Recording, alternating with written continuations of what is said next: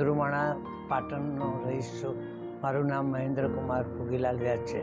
પેટમાં થોડી તકલીફ થઈ એટલે ગાયઝનનું નામ સાંભળેલું હતું અને હું ત્યાં દાખલ થયો. ખૂબ સંતોષકારક એ લોકોનું કામ છે. ત્યાંના નર્સ વિભાગ, બીજા અન્ય કર્મચારીઓ તથા ડૉક્ટર સાહેબની જાતે દેખરેખ નીચે હું ફક્ત 2 દિવસમાં જ કવર થઈ શક્યો.